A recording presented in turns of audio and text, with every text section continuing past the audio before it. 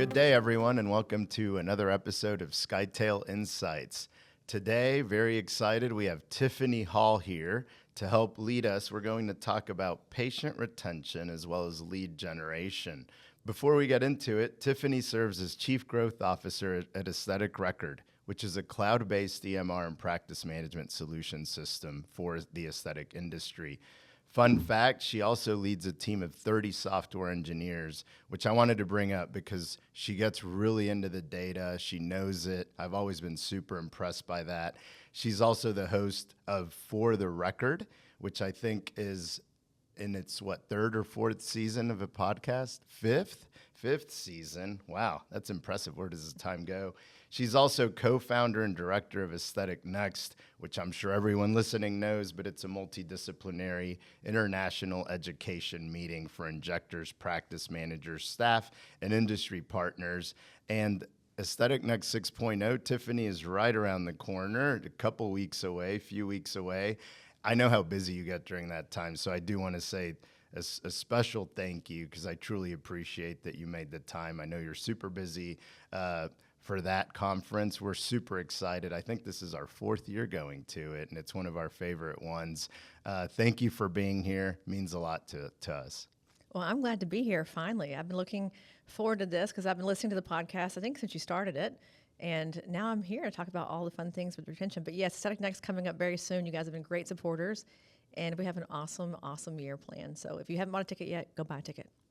Cannot wait. And yeah, I mean, I've wanted to have you here for so long, and it's one of those things like we're both in Dallas. We can make it happen anytime, and then you keep kicking the can down the road. And, you know, especially meaningful because I think you know this. I've told you this. I don't know how many people know this, but you're one of the 5 people that I think of when I think of, you know, mentors in the space who, when, you know, SkyTail was a bit of like a dream, right? You helped make it become a reality. So have always appreciated what you did for me, but also for the team and the firm. So thank you. I just planted a seed bin, and then you took it and made it into this incredible thing. I was just walking through the office for the first time in a while, and there's people everywhere, lots of activity, and just a testament to the industry growing, but also you guys being part of it from really the onset of all of this PE coming in. Like, you're leading the charge, and so I'm grateful for partnership with you as well. Well, thank you. Well, let's get into it, Tiffany. Patient retention. Maybe let's start with the definition. How do you define it? How do you measure it? And I know Aesthetic Records putting some focus on it. Could you maybe talk about those things a little bit to tee us up? Yeah, I think there's a big obsession with lead generation. We all love lead gen. It's very sexy. It's easy to measure, right? We get a lead in, we convert them, and they spend money. We spend so much time and money on that without thinking about what happens next. And so for us, the focus is how do you equip a practice to keep a patient beyond that first visit and look at the lifetime value. So in my mind, they come back more than twice. You know, the first time you get lucky, they walk in and you get to inject them. Second time they come back because maybe it's a repeat visit, but they come back for third, fourth, 10th, 15th, 20th. They're now a retained client in your client list. And so for us, looking at how do you make the practice more optimal for that? How do you help them to get time back in their day to be able to provide a better experience? Because if it's a leaky bucket and we do lead gen all day long, the exhaustion and fatigue for the staff to wake up every single month and think, I've got to go hustle again to get my patient list for the month.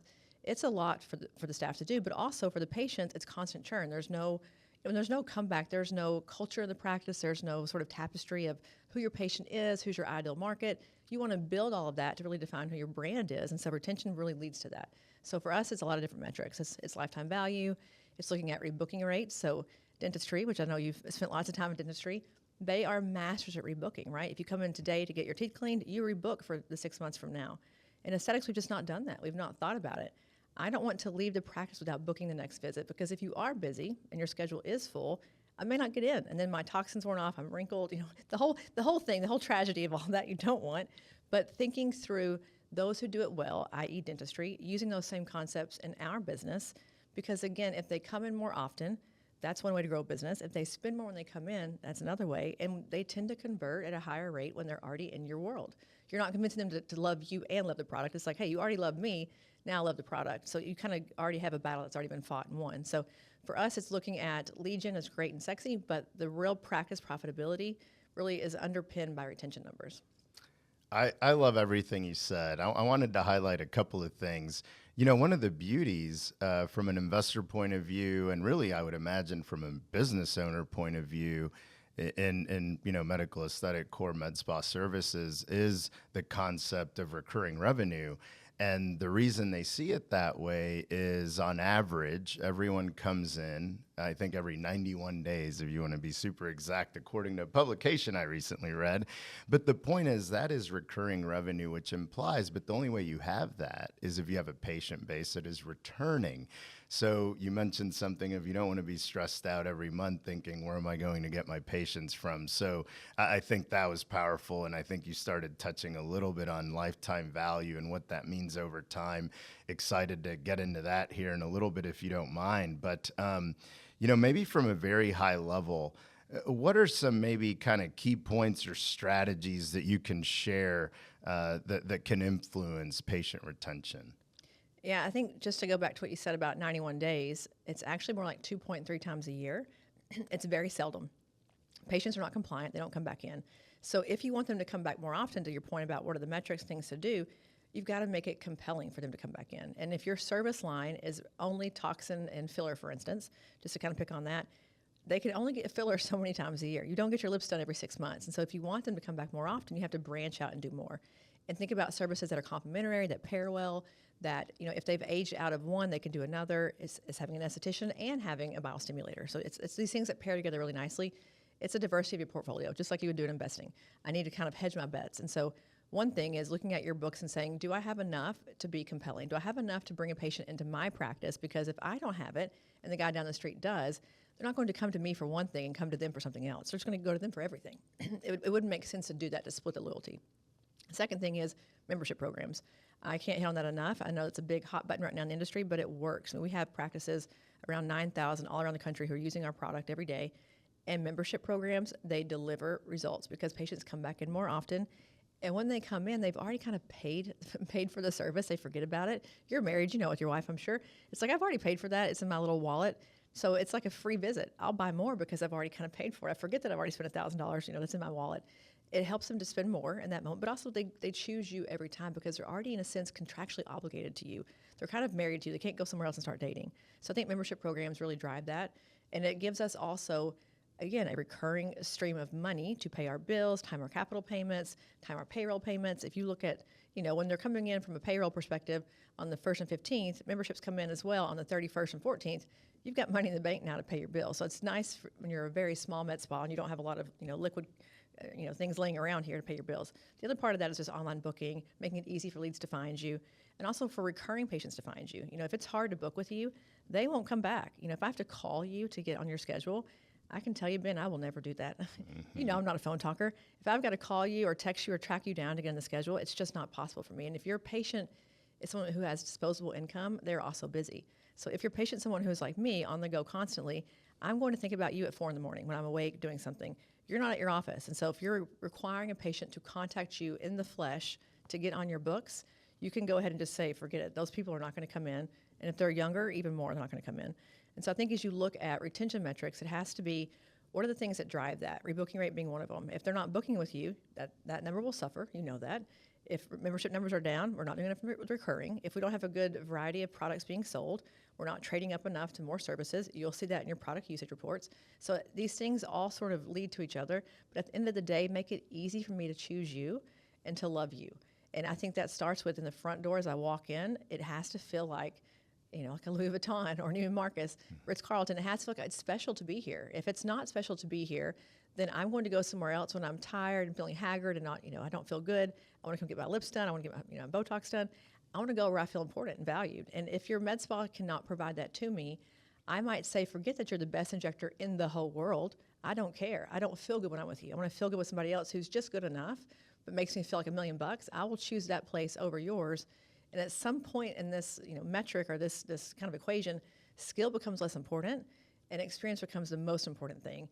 And I can buy skill. I can go get training. I can go get new injectors. I cannot buy the experience, the ambiance, the culture of the practice.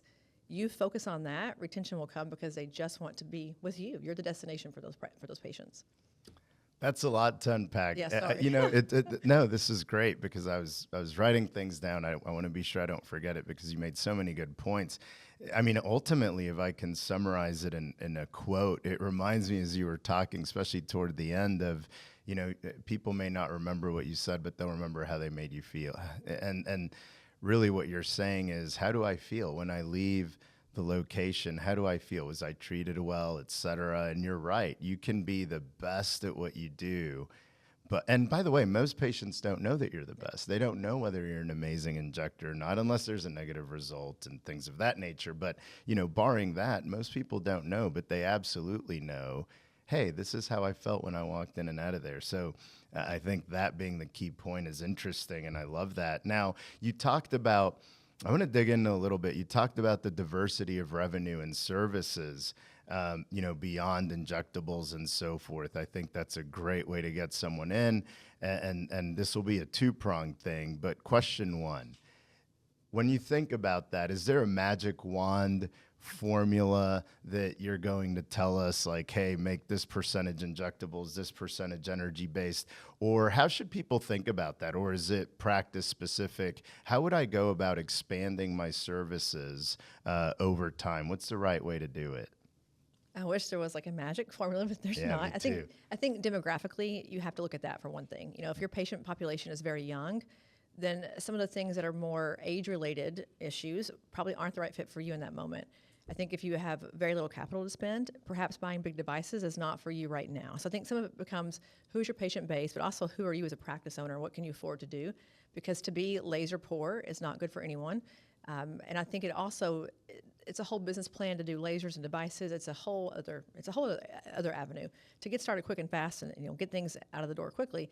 Esthetician services are great because if you are thinking about a patient coming in saying, I'm not quite ready to get injected yet, an esthetician is very non-scary for you. Everyone has skin. We all have skin that needs to be, looked at, hydrated, fixed, exfoliated, peeled all the time. That is a very non-confrontational service for you, and it's also a great way to recruit patients into your other services because who has time with the patient? The esthetician. They're laying on that bed for 30 minutes to an hour with their eyes closed in their Zen moment, and she's talking about services, about her own skin, her own family, her own experiences. They're a great recruiting tool for you into more expensive things. So I think estheticians also bring in retail, which is a pillar of the practice. I think COVID taught us all that. It's very important for the practice. And it can be a huge money source for you because they have to keep coming back and getting it refilled, right? Every 90 days, you have to get more face wash, more lotion, et cetera. So I think it's a big part of it. I think the other part are things that don't require intensive capital, consumables, things that cost a lot of money. Weight loss being a big one right now. Everyone's doing that. And if you think about weight loss, if I'm going to focus on that, I'm going to have also things like Sculptra and biostimulators because we all have the Ozempic face, all of us who've lost a little bit of weight. There are things that really partner or pair nicely. And so as you look at your audience, who are you serving? And I think you have to know that.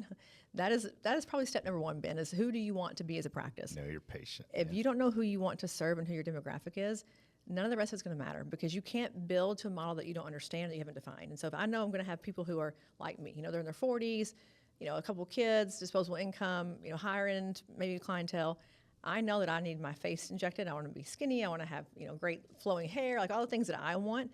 I'll bring in things that fit that demographic. If I start to reach down to my tweens and my young adults who want acne, or my older folks who want to do like full facial rejuvenation with, more surgical procedures, that's now kind of out of my demographic. I have to think about, is it worth it for me to go to those, sort of those extremes? And so for me, the answer is bring things in that you can sell, but also that are easy to train the staff on and don't require additional headcount to run or to administer. That's what I would recommend because, again, your COGS go way down when things don't require devices and consumables. And if I go to sell or do things, at some point, it's hard to sell devices. They don't have a lot of resale value at all. I'd rather just use my syringe, sew it away, and call it a day versus having to say, here's a $100,000 machine, who's going to buy it now because my new investor doesn't want it, or I can't use it anymore in the practice. No one's actually using it. I want to get rid of it. No one's going to buy it from you. So I think it's some longer term decisions that kind of dictate that in the beginning. It's a great way to tie all that together. What a great job of that. We've seen folks, to your point on the machines, for example, really what you said is know your patient and measure. You're going to have to measure, which gets me really nerded out. That excites me. really know your patient, measure what it is that they're asking for from a demographic perspective and so forth. We've had a lot of phone calls around, I bought this machine, it turns out I don't need it.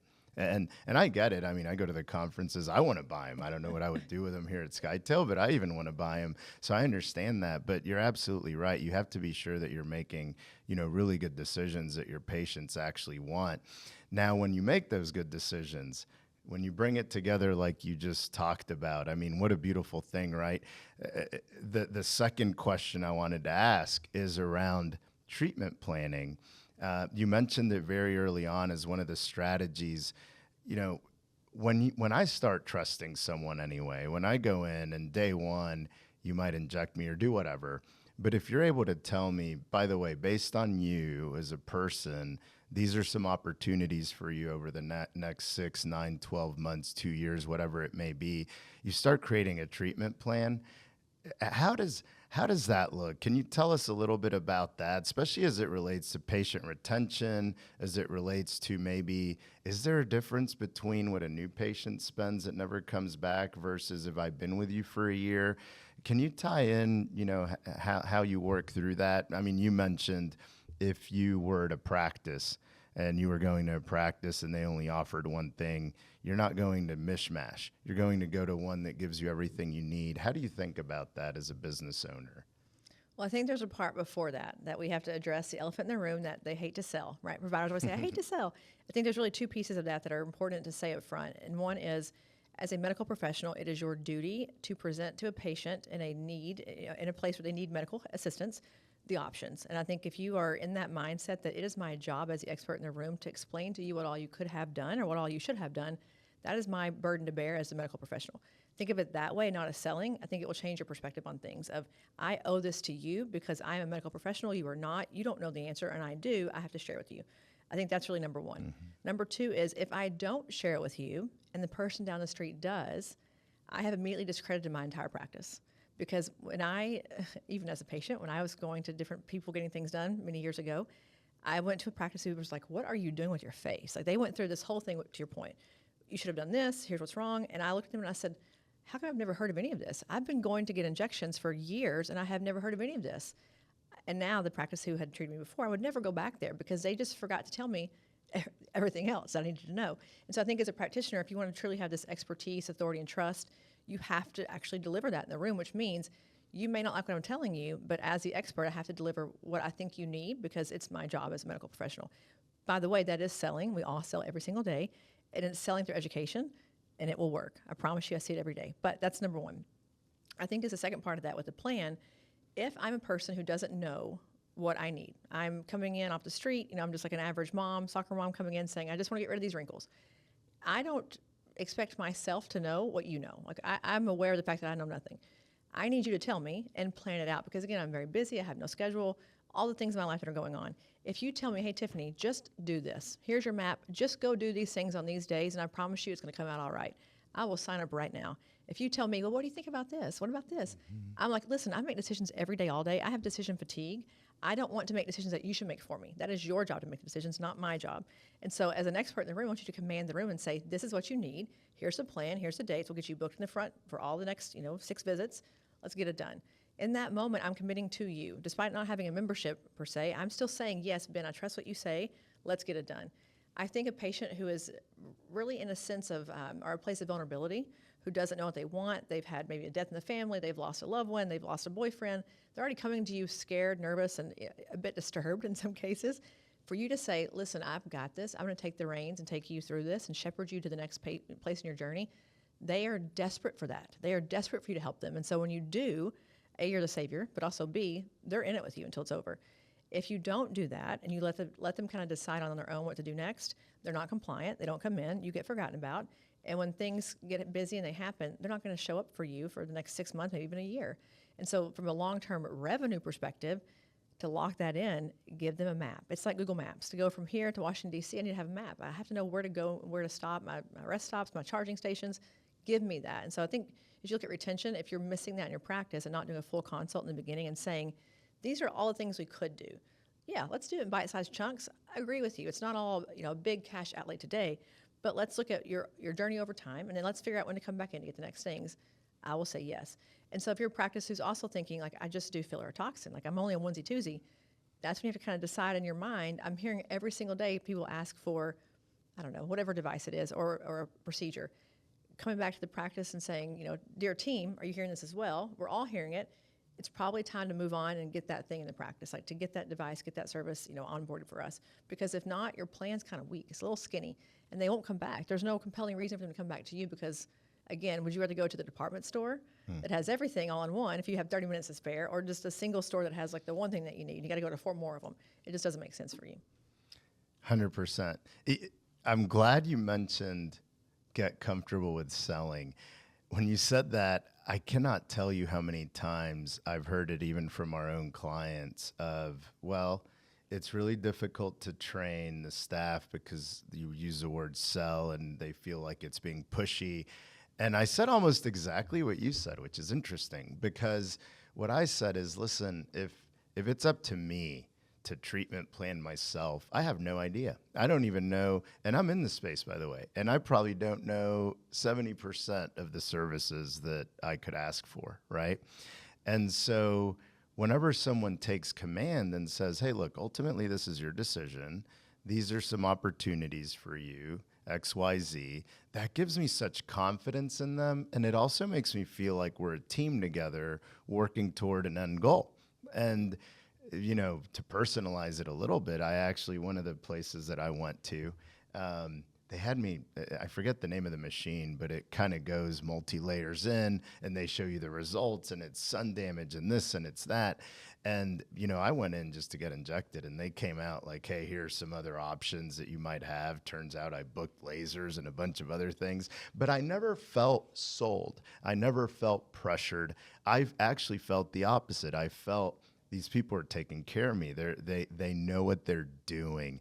And I'm glad you said that because we hear it so much. Like, how do you do this? How do you train for that when people think selling? But thank you for that. I also am glad you mentioned retail, by the way. From a margin perspective, oh my goodness. I mean, our clients who have, a decent percentage of overall revenue in retail, the margins are incredible. And it doesn't really take labor cost; it takes shelf space. So, and to hit on that for a second, it is borderless. There is no state, no location, no brick and mortar. If you have a 24-hour storefront selling products that are hot, and all I have to do is put it in a box and put a label on it and ship it, and luckily Shopify does that for me, in many cases, I can sell all day, all year, every single minute of my life to anyone who can get a package delivered to their front door. I'm not tethered to my chair time, opportunity cost of the chair time. It's not a licensure issue. I don't have to have a medical director. It is basically like a free access pass to your practice that requires no real HR input, especially not from a medical provider. It is just a genius way to do it because I can sell different channels, and now I have a full e-commerce business that can be propped up on its own, independent of my brick and mortar business, and can have completely different revenue streams so that if one is affected, one's still going. I mean, again, COVID, we were all still buying skincare every single day. We were doing the little curbside pickup. It kept people open. It kept them out of complete, disarray and chaos because they had some money coming in. We undervalue it.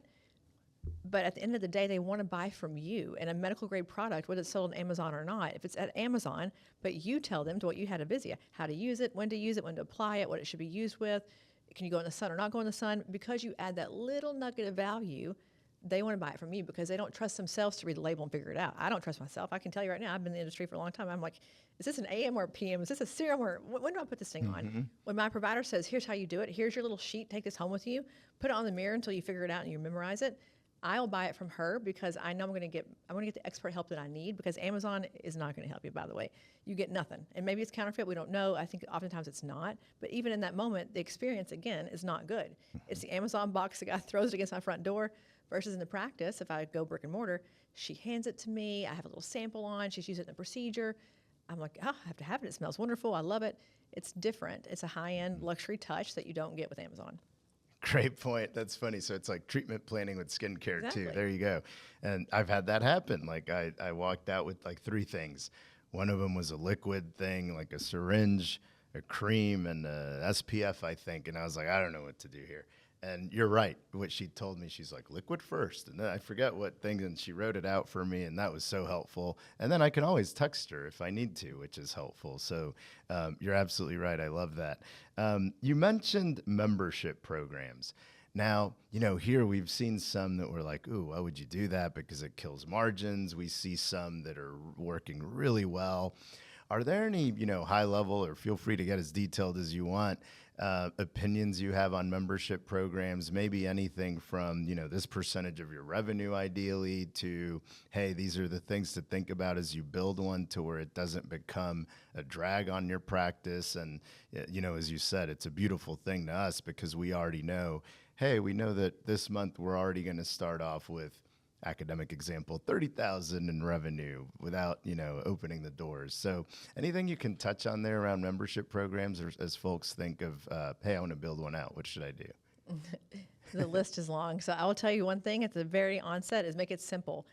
When folks come to us for AR and they're like, build this in, in the system, it's like I have points and you get 3 points for this and 8 points for this and red, green, yellow. I'm like, well, what are you doing? I can't follow this, and I'm the one seeing the back end. The patient is sure confused.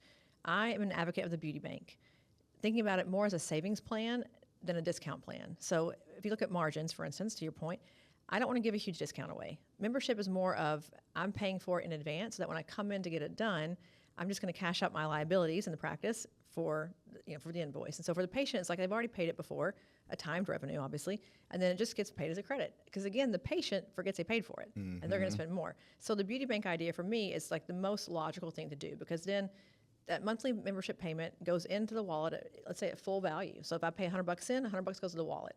Maybe the practice can do 95 goes in. Who cares? But at the end of the day, there's not a discount with that at all. What you can do instead is then offer some free things each month, or some tchotchkes that they can get. So maybe it's a skincare item every so often. It's a free SPF in the summer, or it's things like a lead magnet, like a Vizia. That costs me nothing.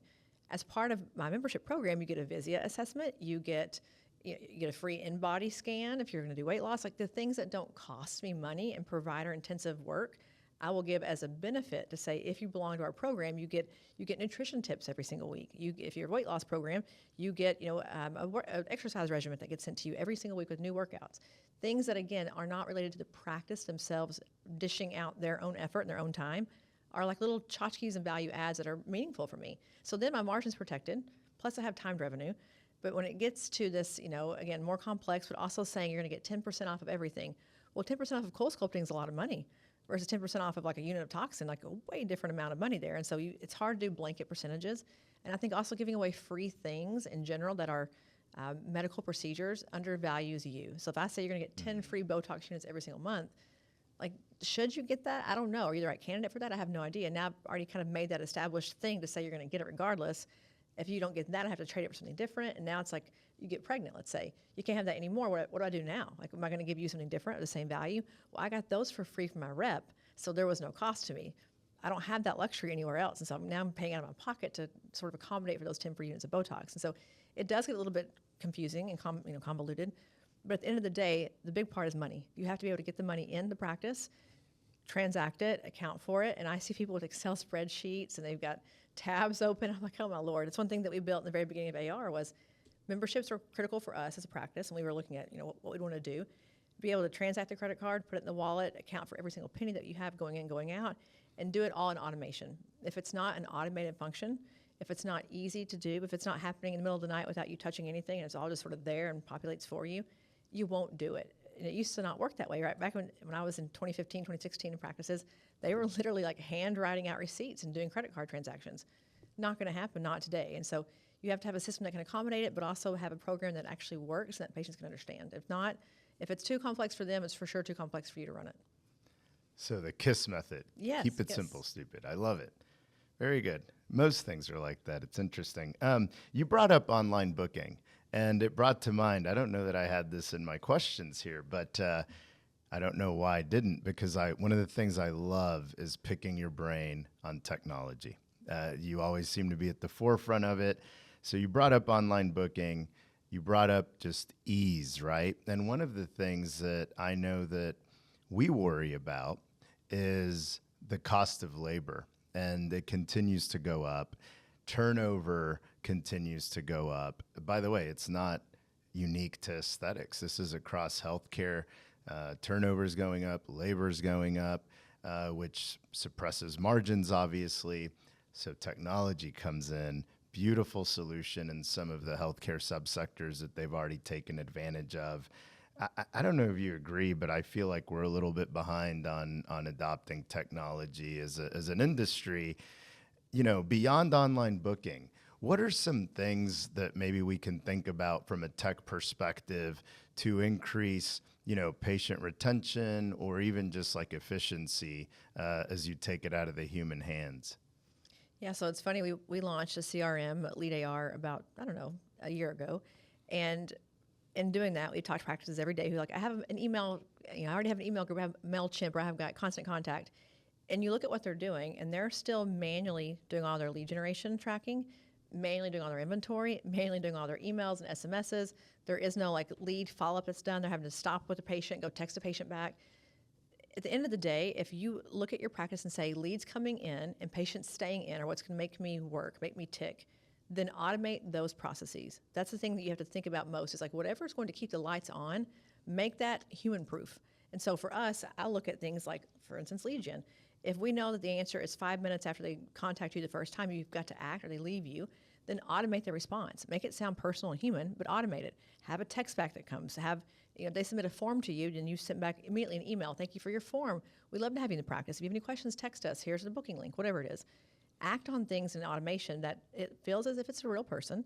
It's not like AI crazy talk. It's real people talking, but it's done instantly. And then if they come in and they convert, pull them out of your email pipeline so they don't get the email saying, hey, can you come back in? We want you to book. Like make things that happen because of an action. So if I book, now my emails are about getting ready for the appointment instead and preparing for my visit coming up. And then whenever I'm finished with the appointment, I get like a note about getting a survey, do my Google review, or I get the note in 2 weeks about my toxin. Does it still look great? Do you feel good? Or I get the note at day 75 saying, have you already booked for 90 days? If not, your toxin's getting toward the end of its life cycle here. Go ahead and get in. All those things can be done without any human involvement of any sort. I had a podcast last week with a guy who's like, oh yeah, my front desk girl, her full-time job is tracking leads on an Excel spreadsheet. We go to an event, get all the leads and their names. She comes back home and then does manual follow-up with all of them. I'm like, have a QR code on a form. Patient fills out the form, or the lead fills out the form, it goes to a pipeline, and then I automate everything else until the day they walk in the front door. And even then, I automate the rest of it. There is no reason for a person to sit there and do things that a computer can do better for you, and also way cheaper, but do it perfectly every single time without fail. Because if she gets sick, she's on maternity leave, she can't come in that day, your lead gen, it screeches to a halt. And then again, if that's what you depend on for your practice to tick, you're hamstrung with that. And so I'm a big advocate of if technology exists to take things out of my hands and make them be done again better, smarter, faster, cheaper, go do it. And then spend my time on things that require my human touch that only I can do, which is the patient care, in the chair, looking at the consultation treatment plan, the things that I have to be there to do. But all this busy work in a sense, and really it is, I hate to say it is busy work. Lead gen is busy work, and so is retention is a lot of busy work.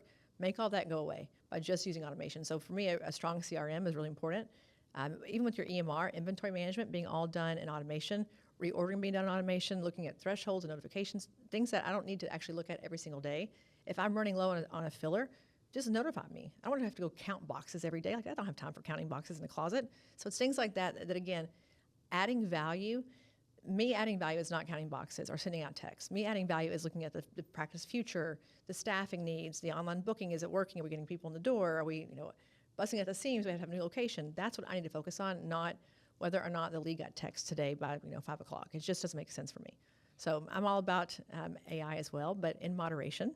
Mm-hmm. My team has been using it since we were in the beta phase of OpenAI. We were using it so for a long time, and we have to diligently every single day tell the team, you need to check your work.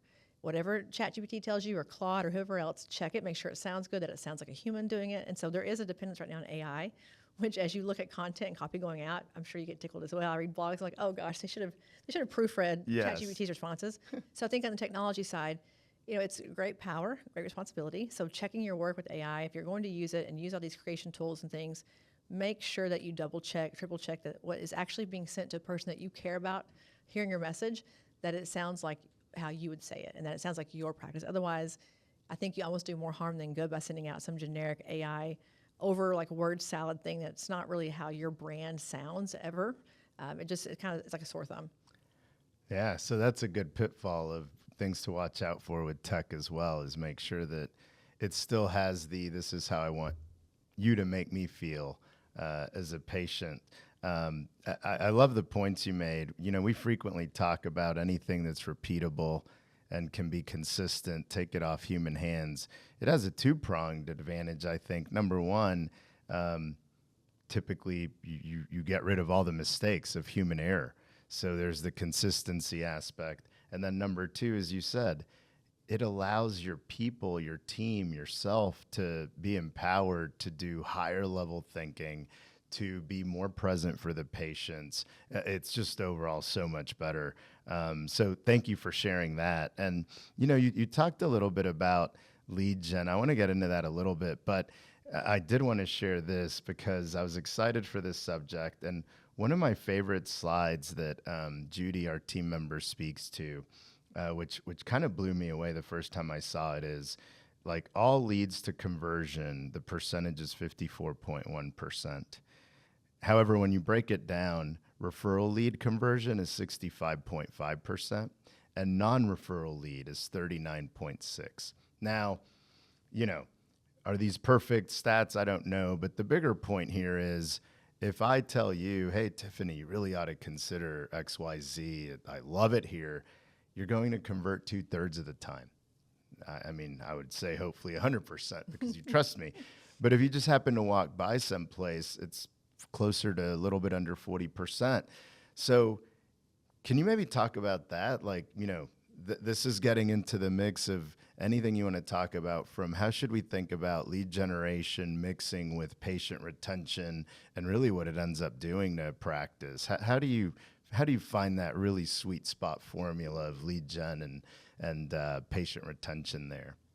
Well, we have a person on our team who runs our CRM group, and she always says, stop doing lead gen. You already have leads because you exist. I could not agree more. If I exist as a practice and I'm doing great retention work, my patients are happy and they're satisfied. And what do they do because of that? They go become raving fans of my practice. They go stand out in the street corner and say, I love my practice. They're so great. They'll refer people to you because they love you. So if you do retention well, lead gen innately will come to you. Like it's part of what you do every single day, because a patient who is happy and satisfied will tell her mother, her sister, her brother, her uncle, whoever will listen, frankly. And so if your goal is to keep them retained, number one, but also to prevent the leaky bucket from happening, then great, check mark, that's done.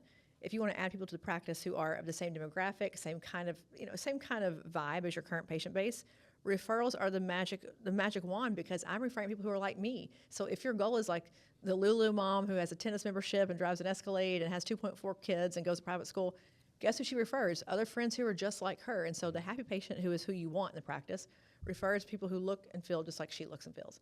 So for me, if you're looking at the culture of the business, focus on referrals and incentivize referrals. So that's the other part of it, is if you want that to be a strategy for you, then tell patients when you go out and speak our name and you share the gospel of our practice, we'll reward you for that. Maybe it's a free service, it's additional like wallet credit, it's a little tchotchke here and there. Then they feel like, oh my gosh, you care that I recommended you. Again, they feel good. Now their cup is full. So I feel like with lead gen, when you go out and do the shotgun approach of, I'm going to do an Instagram ad, a Facebook ad, I'm going to do a Google ad, or even just do a blanket all call, like a promotion of some sort, you have no idea who will walk in your door, not a clue. And you can't really filter them out. They show up and you get them, all right? They're in your chair and you have to decide if they have body dysmorphia, if they have, whatever is going on in their own life. Then they're just there. And you wasted all this time and money to get them in the practice to then say they're not the right fit for us, cut bait.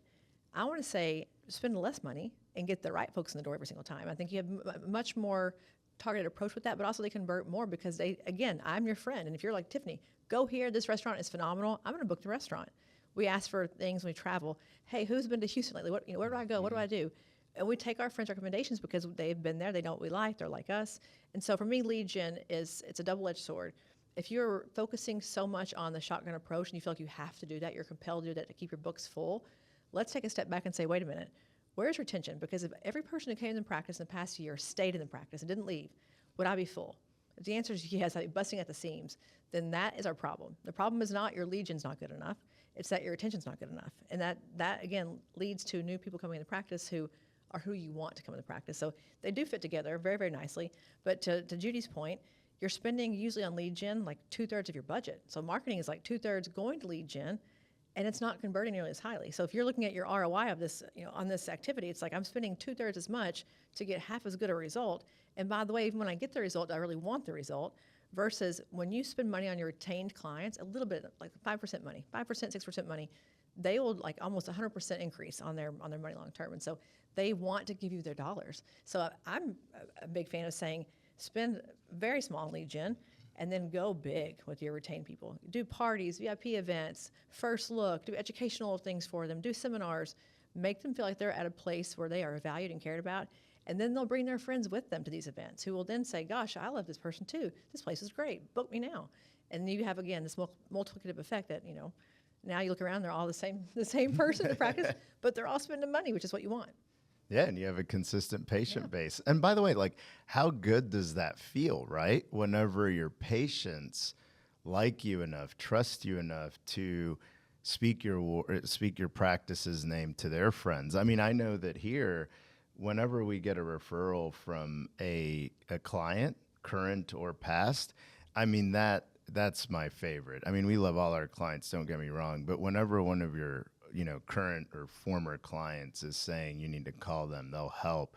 I mean, that means a lot because they're telling you a lot when they do that. So yeah, I agree with everything you said.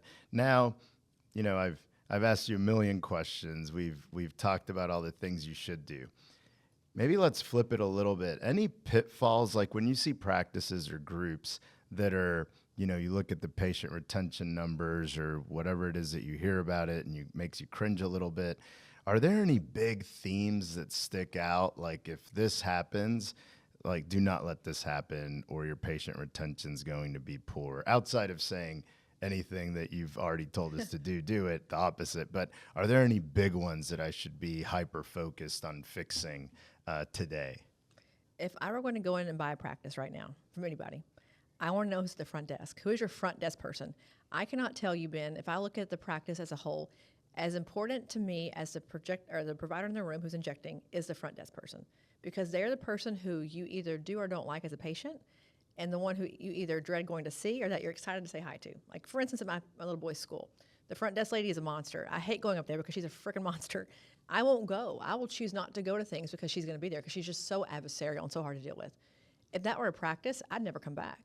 And I think the front desk is usually the least paid person who's there, probably the least educated in many cases. They're probably the one doing 18 different jobs. They're a social media girl, they're a toilet cleaner, they're a front desk person. That role is your guest relations manager, your concierge for the patient. If you were to go to Disney or to the Ritz or somewhere else, they treat you like a queen. You walk in the front door. It's like, oh, you're here. We've been waiting for you. I want that experience. And so if you're looking at your practice saying, why am I not retaining patients? From the second that they touch the door handle to go into your practice, it should feel like a luxury experience. Even if it's not luxury in like the money and it's not fancy, but luxury in the sense that you're welcomed, they're excited that they know your name, they know all about you. That person is in charge of that. And so if you're looking for easy ways to change the practice culture and the practice sort of environment, start there, because they are the front and they're the back, right? I come into them and I check out with them. They see the patient more than I see them as the injector. They're with them more. They're on the phone with them. They're dealing with their disputes and their concerns. That person has to be so good at their job because, again, they're the support system for the whole practice. So that's number one, is looking at that. I think number two is throughout this retention idea, when the patient leaves the practice, are they being touched at all until they come back? If the answer is no, you're missing an opportunity there to educate, delight, inspire, excite a patient, because they want to know what's going on in the industry too. Like, they love hearing about things happening. Celebrities, they're watching, the Met Gala. They're watching all these places to see what Miley Cyrus is doing next or Taylor Swift. Send them non-transactional things. I'm not selling you anything. I want to give you a video about how to do your skincare regimen in the summertime, because now we're all peeling and sunburn, etc. Or to help them with, kids are back in school, that means you have more time at home. Try this regimen now because you have an additional 10 minutes a day to do it. Pamper yourself, whatever those things are. But non-transactional communications as a patient are important to me to just hear value. It's like a blog, right? A blog is just, you guys have great blogs, and it's just valuable. I always like to read them because it's just value for me as a person. I don't need to go buy anything from you. It's not a sales pitch. It's like, hey, this is what's happening. And so as a patient deciding where to go next, do I go to the salesy place who is like pushing things down my throat, and everything that they say to me is buy this, discount here, buy, discount. That's all I ever hear from them is like, when you get my money, you call me. But if not, I don't hear from you. I don't go there. I want to go to a non-transactional, value-based practice who says, we care about you no matter when you come in. Because then I'm like thinking about, what should I do next? Oh, I read an article that my practice sent me about doing so-and-so. I'll get that booked. You're still going to sell them things because you've educated them. And I think that's part of the customer journey is, we have this like fascination stage. We have this sort of acceptance stage. When they get to the place and they're thinking, I want to do something, what could it be? They're going to go to their resource center, which is what you've given them. And then they're going to choose from there. And so I think, again, front desk person, critical, but also having a patient think about you and know about you without it being in a sales transactional method or transactional way is critical. And on the back end of that, looking at just a process efficiency. When you are a patient going into a place that has paper forms, for instance, I have a handwriting like a 4-year-old. I have terrible handwriting. We're part of the typing generation, right? We've been typing our whole life. I don't write well. I'm like, get an iPad, people. Like, get an iPad, get a keyboard, get a patient portal, something. It's so archaic.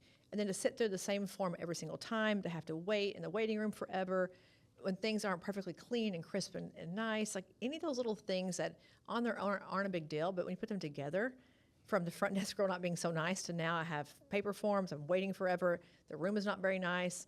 Now it's like, this whole thing is a dumpster fire. That's the kind of stuff that you walk around the room and have a stack of money and say, that's money I'm losing here, I'm losing this money here. Those are things that truly impact the bottom line that cost you little to nothing to fix. We spend money on things like capital improvements, things that's going to fix a business. That is not the business fix you need. Like adding an additional wall, additional room is not going to fix a business. Adding some flavor to it and some flair, that will change your business. And so I think it's just reprioritizing what you focus on from an experience management perspective versus just the actual procedural clinical-based management. Yeah, I'm glad you brought up the front desk. I mean, that is first impression, last impression, and something that we don't really ever think about. And the practice you were describing would not want to go there. Paper forms, unfriendly, but they exist. I know. They do. Thank you so much, Tiffany. Is there anything that I forgot to ask or that you'd want to touch on that we didn't touch on today? Well, I think just to speak to kind of what you guys do every single day, I think as this economy is a bit in flux right now, as we all know, we are starting to see people who are really open to now consolidating or going with a bigger firm and getting purchase and things.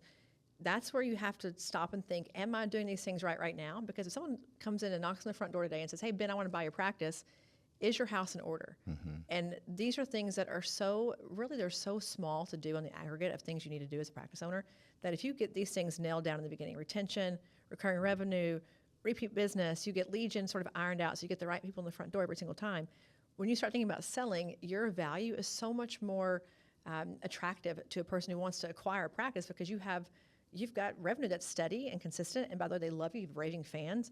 When you don't focus on that as your key thing and you're focusing on the numbers to the point that it's all just data on a page and the life is not there to kind of give you color and reasons why the data is what it is, I think you lose sight of things. I think as you look at the selling process, I have many friends who are kind of in this mode. It's like numbers. Like, yes, but what are the numbers telling you? Like, what are you going to do now? The numbers aren't good. Great. What are you going to do to fix the numbers? You can't fix a number with a number. You have to fix a number with the behavior and attitude, a course correction. Knowing what those things are and what leads to that number is so important. I think in your role, as you go through due diligence with practices, it's like, okay, who are you as a practice? Like, what is your core? What's your DNA? And if I don't know what that is, and you don't know what that is, I can't help you with that. You got to nail the basics. And I think these are just like the basic tenets of a practice that, when done well, pay off big time in the long run. Yeah, as you were talking, I had a friend tell me one time, financial analysis can drive culture. And my first reaction was to laugh, but I've never heard it said that way. But you're right. How do you fix that number is really, I think, what he was saying, because I thought on that later, and he's so correct. And, going on the number thing, we've had investors tell us that their favorite KPI is patient retention. I was like, why would that be, right? I mean, that's a number. But really what it tells you is everything you talked about, right? It speaks to operations, how well efficiently run is the practice, are people following up with me as a patient? It speaks to culture. How do I feel when I walk in? How do I feel when I walk out? And it speaks obviously to, maybe bedside manner of the provider and so forth. People want to come back in. I mean, if you think about that, it really touches everything, the concept of patient retention. So, yeah, I think that was a great way to summarize it there at the end. Now, Tiffany, thanks so much for joining us. If anyone wants to get a hold of you to either learn more about Aesthetic Record, or who knows if there are tickets still for Aesthetic Next, I'm sure that's full, but, who should they contact, or how do we get a hold of you? Well, I do our Instagram, all of it myself. So feel free to hit us on the IG at Aesthetic Record, or myself is at Dr. Tiffany Hall. That's the easiest way, Ben. We are all social media tethered now in 2024, but also our website, which is aestheticrecord.com or aestheticnext.com. There are still tickets. Go get them. But yes, the IG is a place to go to find us. We will always respond back and be quick on the draw there for sure. Well, thank you again, Tiffany. Really appreciate the time, and excited to see you here in just a couple weeks. Well, thanks for having me, and it's a beautiful office, and I love the podcast. I'm glad to be on it. Very, very happy. Thank you. And thanks, everyone, for listening to another episode of SkyTail Insights. We hope you enjoyed the episode, and please feel free to follow us. Until next time.